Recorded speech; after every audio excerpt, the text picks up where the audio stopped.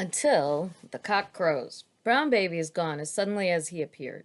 But for some children, the chapter stories are now daily ritual. Even Walter has been caught up in the excitement of ending his story with "to be continued," letting the characters and plots repeat or contradict one another the next day in a new chapter. Walter's stories follow the adventures of Stanislaw and his cat Louisa, who continually chase a dog named Jacob. But the dog is clever, and they always end up bumping their heads or falling down a hole, at which point Walter says in a sing-song voice, "To be continued, ha ha!" "Are you telling a Jacob story today?" Rini asks, sliding in next to Walter at the story table. He has become her storyteller of choice from among the children, and often he seems to be performing exclusively for her amusement. "Listen, Rini," he says, grinning. "Story of chapters. Once a time chapter is one, and the end is coming until the cock crows. To be continued. Ha ha!" Rini laughs until she nearly falls off her chair. Really, or pretend, I cannot tell. But Walter's encouraged to go on. He hands me his notebook again. "Two chapter," he announces. "Then coming chapter 2. Until the cock crows. The end. Ha ha!"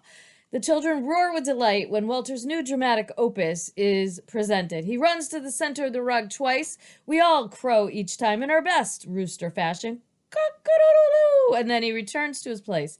It is minimalist theater akin to his basic art form, the square. But beyond that, we realize he's making fun of his own chapter stories. Walter, it turns out, has quite a sophisticated sense of humor, though I did not know it. Rini and Corey are not as surprised as I am. "Like that other time, right, Walter?" Rini says. "What other time?" "How many other daily events escape my attention in the classroom?" The children keep track of each other's footprints in a way no magnifying instrument of mine can ever accomplish. Perhaps all along it has been I who needed Leo Leone to help me know the children and myself within a consistent and continual context. The end of the school year approaches. The cock is crowing urgently, but his raucous call ends in a question mark. Then I hear Rini humming to herself at the painting table, and I feel I can go on forever. Not in school, of course. Like Brown Baby, I'll have to find adventures elsewhere. Rini, Oliver, and Walter, Corey, Bruce, and the others will become my imaginary playmates. They'll talk to me inside the books I have yet to write and sing to me as I walk in the forest deeply to the little house in which, following Rini's advice for Mr. McMouse, I too shall dream of a new name for myself. "Grandma Eddie says you're not going to be a teacher anymore," Rini says. "What will you be?" "It's hard to think about that, Rini, since I'm still your teacher right now." She whispers in my ear, "I'd most rather stay here with you and everybody next year." She looks at me hopefully. Is it possible, she wonders? Can such dreams come true? "Wouldn't that be lovely?" I whisper back. "But you'll be ready for first grade. How about Leo Leone? We can think about him and read his books and draw his mice whenever we wish, Rini, and write stories about him. Will you do that?" she asks me. "Yes, I believe I will." "Okay, then, me too." Rini runs to the doll corner where Corey is waiting. The table is set, the scarves are pulled out, ready to be put on, and a new story is about to begin.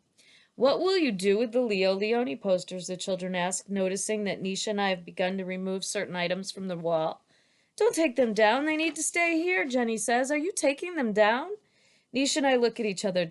The children know that next year this will be her classroom. It is her decision to make. "I really haven't thought about this yet," she tells us, "but probably the new children will want to paint their own posters." "Will they want to paint Leo Leone posters?" Rini asks. "Maybe a different book they like better to paint," Walter says. "Maybe something else."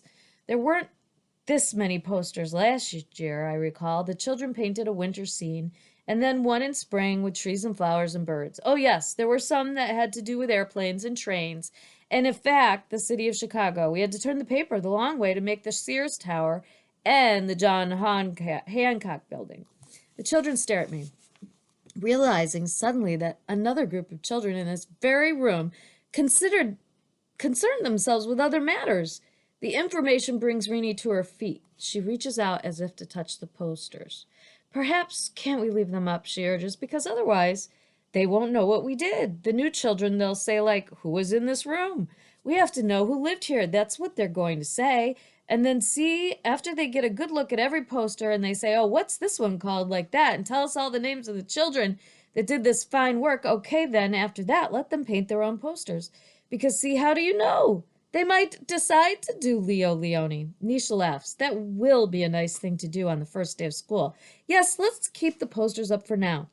The new children will want to know all about the people who painted these beautiful posters. I'll tell them the story of the year of Leo Leone and tell them about Tico, Rini says. What shall I tell them about Tico? Asks Nisha. Rini speaks directly to me. Tell them he could keep his gold wings. Tico should tell his friends, I just like to have these golden rings. Why wings? Why can't you still be my friends? It's only golden rings. What's so wrong about that? If he had said that, asked Rini, what would his friends have said? Well, probably they would say I won't be your friends because you have golden rings. But see, like then Tico says, yes, you could too be my friend. I just don't want to give up my wings because I like them. Because they look pretty. I'm not saying I look prettier than you, but I'm thinking, why don't you stay and we'll talk about it? Don't fly away. See, we can keep talking about it. Okay?